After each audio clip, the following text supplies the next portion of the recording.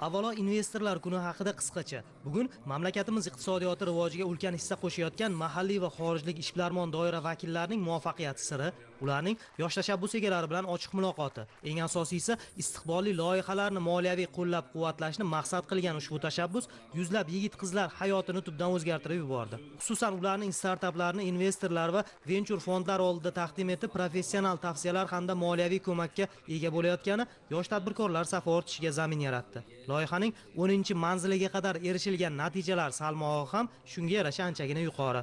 2025-2027 yillar davomida respublikamizning barcha hududlarida yoshlar biznesi dasturi amalga oshirilmoqda. 1 yillik vaqt davomida Aloqa bank tomonidan respublikamizning barcha hududlarida 10.800 nafardan ortiq yoshlarga 1,5 trillion so'mga yaqin imtiyozli moliyalashtirish mablag'lari ajratib berildi.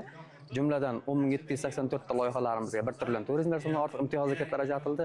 Bundan tashqari yoshlarning innovatsion loyihalarini qo'llab-quvvatlash, yoshlarning startaplarini qo'llab-quvvatlash bo'yicha 80 ga yaqin yoshlarimiz loyihalariga 10.300.060 dollar miqdorida startaplarni moliyalashtirish mablag'lari ajratib berildi. O'tgan davr mobaynida 9 ta hududda investorlar kuni o'tkazilgan bo'lsa, mana bugun Buxoro viloyatida investorlar kunlari yuqori saviyada tashkil qilinyapti.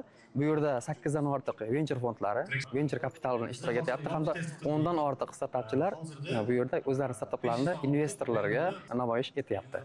Davlatimiz rahbarining yoshlarning tadbirkorlik tashabbuslarini qo'llab-quvvatlash, ishbilarmonlik ko'nikmalarini rivojlantirish, yosh tadbirkorlik subyektlarining iqtisodiyot tarmoqlari va sohalardagi, shu jumladan startap va innovatsion loyihalarni ro'yobga chiqarishga ko'maklashish maqsadida qabul qilingan qaror doirasida Buxoroda ham katta hajmdagi ishlar amalga oshirildi. Ayniqsa, Aloqa bank tomonidan tegishli venture fondlar orqali ertamiz egalarining g'oya va takliflarining moliyalashtirilishi bugun bir qator yo'nalishlarda ularning tadbirkorlik faoliyatini boshlashi uchun ham muhim asos vazifasini o'tamoqda. Davlatimiz rahbarining tashabbusi bilan yosh tadbirkorlarning kompleks xizmat ko'rsatish, ularning faoliyatini moliyaviy qo'llab-quvvatlash borasida aksionerlik tijorat aloqa banki tayanch yoshlar banki sifatida belgilab berilgan. Jumladan Buxoro viloyatida ham yoshlarni biznes g'oyalarini qo'llab-quvvatlash, ularga moliyaviy ko'mak ko'rsatish maqsadida 10 mingdan ortiq yoshlarni qamrab oldik. Shu jumladan ularning 720 dan oshiq loyihalarni jami 112 milliard miqdordagi kredit mablag'lari bilan qamrab oldik. Bergan kreditlarimiz natijasida viloyatimizdagi 1200 nafardan oshiq yoshlarni doimiy bandligi ta'minlanganini ko'rsatib o'tishimiz mumkin. Biz Buxoro viloyatida ham mana shu 516 ta mahalla yoshlar yetakchilari qolaversa, viloyatdagi oliy ta'lim muassasalaridagi yoshlarimiz bilan birgalikda 2026-yilda ham mana shu Aloqa bank yoshlar tadbirkorlik jamg'armasi, undan tashqari bir qator venture fondlar, Aloqa venture, yoshlar venture va boshqa IT Park venture fondlari mablag'lari hisobidan mana shu yoshlarimizni turli yo'nalishdagi startaplarini ham, tadbirkorlik g'oyalarini ham, yo'nalishlarini ham qo'llab-quvvatlash bo'yicha marra olganmiz. Albatta 2025-yilda 112 milliard yoshlar tadbirkorligi aynan shu Aloqa bankdan moliyalashtirilgan bo'lsa, 12 milliardga yaqin mablag' yoshlar tadbirkorlik jamg'armasidan moliyalashtirilgan. 26-yilgi rejalarimiz buni 2 baravarga yaqin marra olganmiz.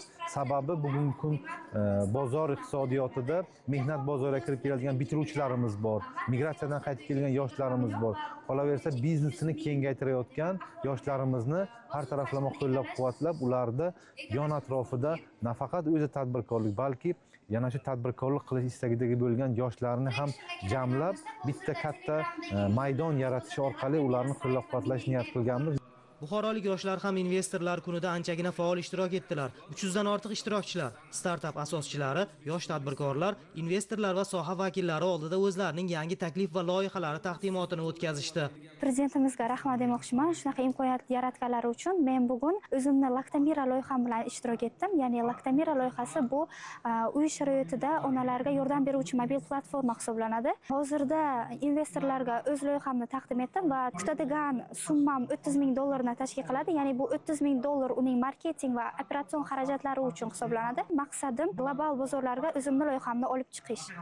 Loyihaning ahamiyati shundan iboratki, tadbir doirasida bir qator istiqbolli startaplarga investitsiya va grantlar ajratildi. Jumladan, viloyat yoshlarining 5 ta startaplari uchun jami 65 ming AQSh dollari miqdorida investitsiya ajratilishiga kelishildi.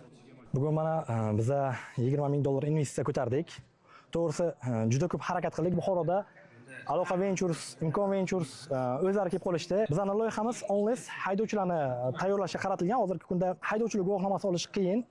Bizning dasturimizni eng asosiy afzalligi bunda o'sha intizomni ushlash uchun avvalgi o'sha imtihon savollariga to'g'ri javob berish koeffitsiyenti 50% dan kam bo'ladigan bo'lsa, keyingi bosqichga o'tkazmaydi.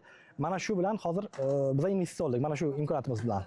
Investorlar kunining Buxoro viloyatida o'tgan startup pitch sessiyasi 10 ta startup loyihani o'z ichiga oldi. Garchi ularning teng yarmi moliyalashtirilgan bo'lsa-da, qolgan tashabbuslarni puxta ishlab chiqish, ishtirokchi yoshlarning tadbirkorlik boshlashga bo'lgan ishtiyoqini yanada oshirish uchun ushbu tadbir o'ziga xos maydon vazifasini o'tadi.